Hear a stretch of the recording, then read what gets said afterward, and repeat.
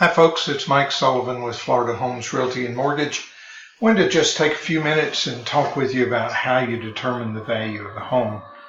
This is probably the most critical factor in determining the marketability of a home when you are putting your home on the market. And there are some steps that you need to be aware of in determining what the list price should be. So let's take a quick look at those. There's various sources of home valuations. Probably one of the most used is an internet valuation of the home. You can find these on sites like Zillow. My website itself has a property valuation button there. Some other sources would be the tax assessor, though the tax assessor should be low in terms of what he values your home to be.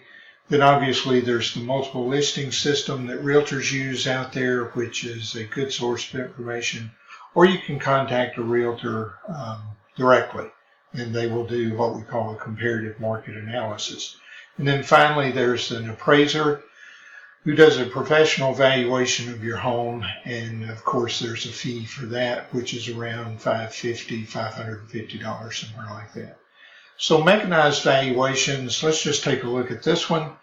There are multiple websites out there. I looked at 6. This is for one piece of property. This is the same piece of property, and I looked at 6 different websites. Zillow being one, ePraisal being another. My website is in here, and then some others as well.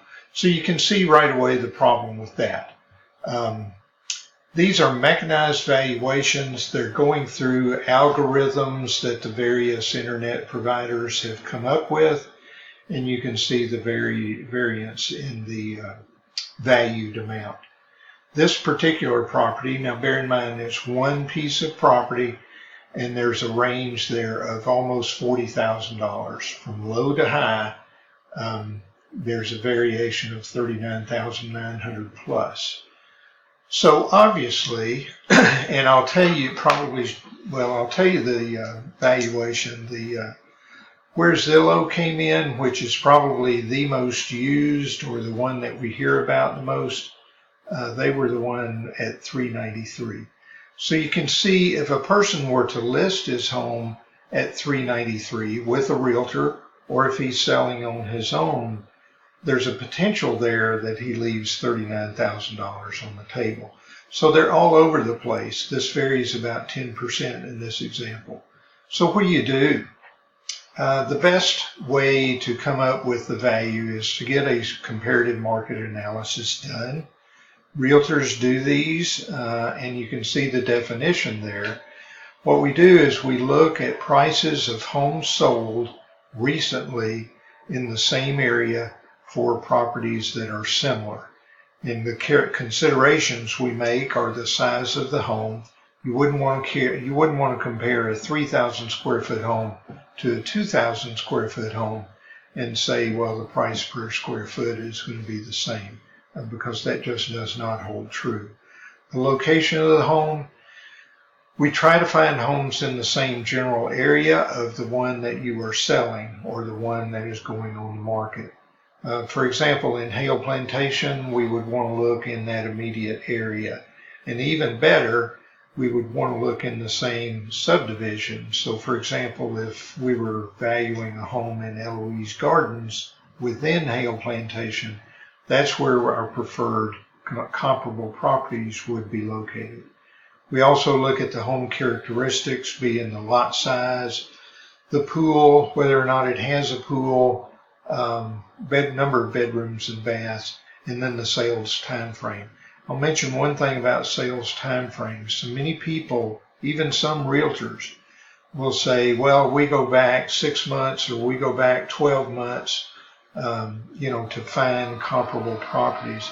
There's a danger in doing that because the market is always changing, and it changes probably about every 3 months. There's a seasonality to real estate, which, when you're selling property in the peak of the season, you're going to sell the property for a little bit more. But in this example, what this graph is intended to show here is if properties are going up at a rate of 10%. I just pulled that out of the air. In 2019, that home may be worth $200,000. In 2020, if you assume 10%, it's going to be worth $220,000. So if you go back a year to get a comparable property, you can see what's happening there. You're finding a comparable property that is worth, in this case, $20,000 less than it is a year later. So you're leaving some money on the table. In a declining market, this would be the exact reverse. You would be overpricing your home in the market, and it would sit on the market and not sell. So very quickly, that's just a synopsis of how people make property valuations. I would encourage you not to do the mechanized way of looking at it. So many for sale by owners will go to a mechanized website and they'll find an estimate there, and that's what they price their home at, which is may or may not be correct, because you need to put your eyes on the home. You need to have a professional look at the home itself. Some homes have crown molding, some have granite, some have other things, high-grade flooring, and that's going to make a difference in the value of the home. So I'd encourage you to seek out a professional. Generally, a realtor will make a home valuation or a CMA for you, and there's no charge for that service. My name again is Mike Sullivan with Florida Homes Realty. I work with Robin Steele.